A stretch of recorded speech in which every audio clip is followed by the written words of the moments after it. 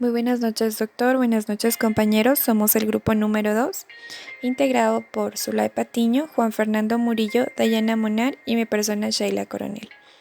Les vamos a hablar acerca de los antecedentes históricos de la psicología del aprendizaje, aproximaciones históricas y filosóficas. Para empezar, hablaremos del asociacionismo y diremos que tiene su origen en la filosofía griega, teniendo como fuente principal los elementos del pensamiento como reglas de conexión. Aristóteles estableció 3 principios de asociación: semejanza, contraste y frecuencia. Mientras que los empiristas británicos enfatizan la experiencia sensorial y la experiencia. Descartes deduce que el conocimiento racional y el comportamiento irracional, en donde la mente es la introspección del cuerpo, como ciencia natural. La escuela reflexológica. Se destacan 3 autores principales dentro de esta escuela reflexológica, responsables del arco del reflejo en la psicología experimental. Este conocimiento lo enfatiza Pavlov. La teoría de los reflejos condicionados de Pavlov recupera el principio de asociación por continuidad y consolida mecanismos de asociación. En estudios con perros se posiciona el condicionamiento clásico. La teoría de la evolución.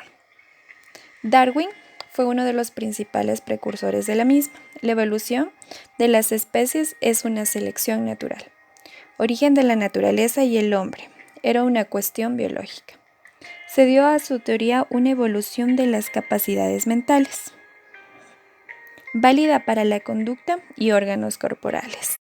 La segunda generación del estudio científico de la conducta se produjo en el año 30, 40 y 50 del siglo XX. La investigación básica en psicología ha mantenido desde entonces como estrategia de trabajo la existencia de una continuidad entre los principios de la conducta a lo largo de la evolución. Darwin formuló una teoría del control externo, donde el ambiente a través de la selección natural constituye el primer mecanismo evolutivo. Hall, Spencer, Tolman y Skinner, que llamaron a dominar el campo de la psicología experimental.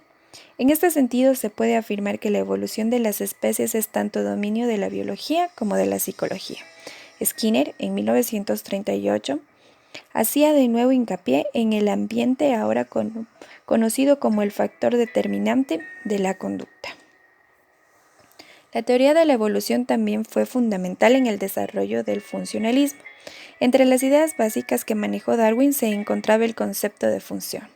Según William James, la conciencia se da sin interrupción, sin ruptura, sin división. Es como una corriente que fluye y la función de la mente consciente. Jamás pensó que el hombre posee funciones mentales innatas y modos de percibir que habían evolucionado a través de la selección natural y que no podían reducirse a meras asociaciones heredadas. La consolidación de la psicología del aprendizaje como ciencia experimental. La psicología se estableció como disciplina científica, se explicó los fenómenos mentales en base a unidades discretas. La materia se pensó que estaba formada por pequeñas unidades discretas que interactuaban entre sí. El conexionismo proporcionó una forma más concreta de pensar sobre los fenómenos mentales y la conducta. La ley del efecto supuso un alejamiento del conexionismo simple. El efecto de una acción actúa retroactivamente para sellar la asociación que conduce a tal efecto. El conductismo se debe en gran medida al pensamiento de que en ningún caso debemos interpretar una acción como resultado del ejercicio de una facultad psíquica superior. Sí puede interpretarse como resultado del ejercicio de una facultad menos elevada en la escala psicológica. La teoría de Hall, su posterior contrastación experimental, sufrió importantes modificaciones. Introdujo el concepto de incentivo para dar cuenta de algunos resultados experimentales imposibles de explicar. La consecuencia del reforzador reduce las necesidades del organismo al tiempo que incita a la acción. Para Edward Toldam, los reforzadores no actúan directamente para establecer o fortalecer una conexión, como pensaba Hall, sino que la conducta está determinada por eventos internos como las expectativas y las demandas, eventos que no son directamente observables, sino que se infieren a través de los cambios de conducta. El objeto de estudio de la psicología entonces es la conducta propositiva, que se manifiesta objetivamente a través de la conducta observable. Tolman es generalmente descrito en los libros de textos como el defensor de un esquema estímulo-estímulo en el aprendizaje. También se destaca por haber sido entre los clásicos de la psicología quien más ha resaltado la distinción entre aprendizaje y ejecución. Los animales pueden estar aprendiendo una determinada tarea y sin embargo no ejecutar en ese momento la respuesta requerida para la consecución del premio. Skinner, un psicólogo controvertido y un temprano discente de la teoría, definió la conducta voluntaria por presentarse sin la intervención de un estímulo o antecedente observable y la denominó operante libre.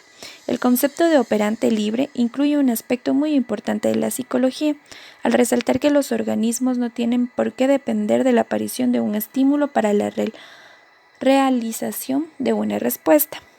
La emisión o no de la respuesta depende del organismo y no de los estímulos ambientales.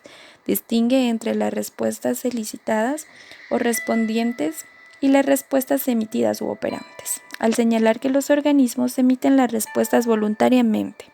Hay que destacar que esta afirmación no implica necesariamente que la causa o explicación de la conducta se encuentre en cambios interiores en el organismo.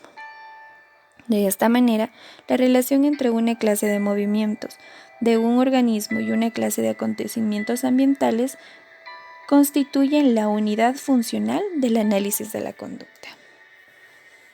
El análisis de la conducta se distanció de una ciencia basada en eventos momentáneos con Skinner.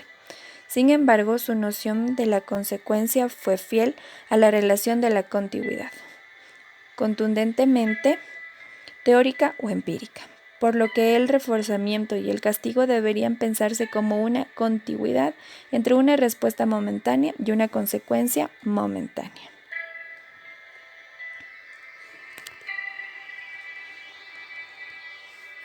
Muchas gracias por su atención.